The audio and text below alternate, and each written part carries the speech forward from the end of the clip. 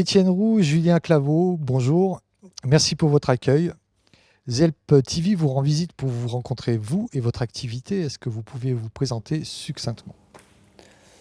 Moi, je m'appelle Étienne, je viens de Revel, j'ai grandi ici et j'ai rencontré Julien à Val Thorens. On était collègues au travail. Et moi, c'est Julien. Et on s'est rencontrés à Val Thorens. Moi, je viens du Limousin. Et du coup, on a commencé notre activité par hasard un petit peu à Val Thorens. On s'est rencontrés au travail, pardon. Et on a vite compris qu'on pouvait faire un truc ensemble, donc on s'est lancé. D'accord.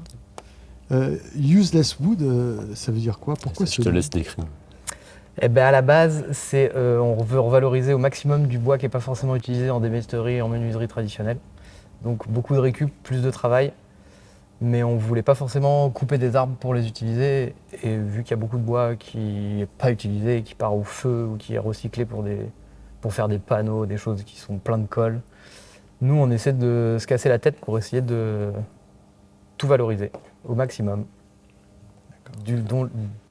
Pourquoi le Useless Wood, c'est pour ça. Vous êtes installé depuis combien de temps ici?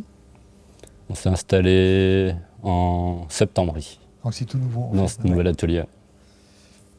Donc effectivement, on est ici dans votre atelier. Vous pouvez nous expliquer un peu plus précisément votre activité, ce que vous faites en dehors de l'éthique que vous avez vis-à-vis du bois, quel type de produits, enfin de création vous faites, quoi. Ce qui fonctionne bien, c'est les planches découpées. Ça, c'est avec ça qu'on s'est lancé en fait. Donc plutôt orienté on a commencé vraiment avec les planches à découper. C'est ce qui nous a lancé clairement parce qu'on a eu plusieurs clients qui nous ont fait confiance directement et pour des commandes assez importantes. Donc on s'est dit, il y a peut-être un truc à faire là-dessus. En aimant un peu le bois, on peut arriver à faire des trucs cool. Et petit à petit, on fait du meuble, de plus en plus d'agencements. On fait aussi de l'agencement d'utilitaires pour les camions et aussi des agencements loisirs avec le passage VASP et tout. Aménagement intérieur, c'est Voilà. tout ce qui est... Pour des camping-cars. On prend des fourgons et on fait des camping-cars. Voilà. Tout ce qui est aménagement intérieur, c'est un peu la même problématique. Donc que ce soit pour un camping-car où c'est vraiment très petit, ou pour un shop, un bar. bar ou n'importe magasin. quoi. Voilà, un magasin. Nous, ce qu'on fait, c'est vraiment du sur-mesure. Donc on est présent avec le client de A à Z. Il y a toujours un dessin 3D. Il y a toujours plusieurs validations de sa part pour savoir si on part vers ce qu'il préfère. Et c'est tout le temps des agencements en général atypiques. D'accord. Que les ébénistes ou les menuisiers tradis feront pas forcément. D'accord. On vient se casser la tête là où les autres veulent pas trop. C'est quoi cette structure métallique sur roue qu'on voit là, quand on est rentré dans votre local? C'est une commande client, ça? Ouais, alors c'est une commande pour un Golf. C'est pour faire de l'hébergement atypique. C'est une ancienne caravane de forain des années 80. Donc on l'a récupérée, elle était en sale état, vraiment très sale état. Puis là on est en train de la rénover petit à petit. Donc on a fini la structure. Là on va passer au tôlage et après à l'isolation, et puis après à l'agencement intérieur. Ouais. D'accord. Là aujourd'hui, donc il vous reste tout le tolage, tout l'aménagement à faire. Ouais. Il nous reste encore pas mal. Ça représente combien d'heures de travail, ce type de chantier? Vous pensez de finir pour quand, ça? Celui-là, il est compliqué à quantifier. Parce que c'est déjà notre premier gros projet comme ça. Qu'on s'est lancé quand même dans quelque chose de...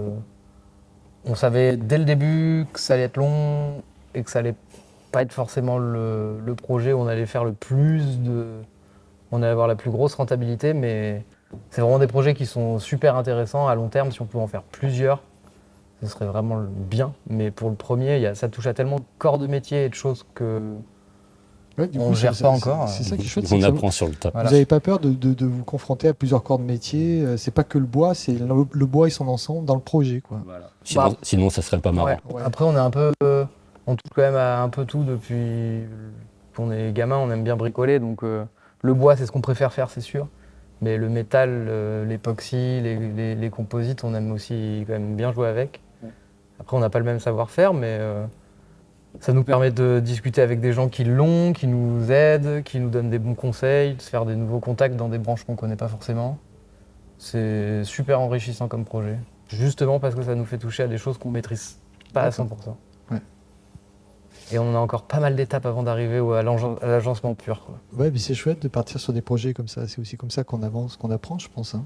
Bah ouais, et puis sur une première année d'activité, c'est bien c'est le seul moment où on peut se permettre de faire ça, C'est vrai. notamment avec les aides de l'État. Donc si on se serait pas lancé dans un truc comme ça, si on avait une rentabilité obligatoire à avoir en fin d'année, quoi. Ouais. Parce que ouais, merci la France. J'ai entendu dire que vous préparez un gros projet pour un événement client. Et quelle est votre mission puisque vous l'avez déjà accepté? Donc on sponsorise une compétition de golf au golf du Puy-en-Velay. C'est le golf d'un copain. Donc nous sur l'événement, on offre les lots. Ça nous permet de faire un peu de com, et de passer un bon moment et de jouer au golf aussi. Julien joue. Donc, D'accord. Je crois que c'est un lieu que vous avez aussi rénové en intérieur. on a fait toute rénovation du bar, de la salle de restauration, on a créé une terrasse devant. Il y a d'autres projets qui sont à venir, comme la roulotte, comme une nouvelle terrasse encore. Et plein. Le golf évolue de plus en plus, donc on travaillera là-bas encore longtemps. D'accord. Normalement. Puis on touche des clients pros qui justement. C'est aussi pour ça qu'on sponsorise ce genre de compétition. Ça nous permet de pas forcément toucher au grand public, mais ça nous permet de nous faire des contacts pros pour des agencements super intéressants et des choses comme ça avec des gens qui ont des vrais projets, des gros trucs. Ouais. Quoi. Donc ça reste de la com quand même. D'accord. Du coup, comment ça se passe si par exemple j'ai un projet, comment je peux vous contacter, comment vous fonctionnez? Alors on a un site internet, c'est useless-wood.com. Du 6. Du 6. Ou sinon, il faut passer directement à l'atelier et on en discutera autour de la table, D'accord. comme on est maintenant. Instagram aussi. On est trouvable sur Instagram super facilement. Ouais, puis c'est tout simple, on vient vous voir, on met le projet sur la table, on discute, Voilà. C'est on ça. trouve des solutions, quoi. Exactement. Super, bah écoutez, merci Julien, merci Étienne pour votre accueil. De rien. Un dernier mot pour la communauté ZELP? Merci. Non, ben on est ouvert à toutes les. S'il y a des gens qui ont des projets, si des échanges, des partenariats, nous on est là. On aime bien les projets différents et intéressants. Donc vous êtes à Revel-Tourdan. Revel-Tourdan. 50 montées de l'embranchement. Parfait. Merci pour votre accueil. À Merci bientôt. à vous.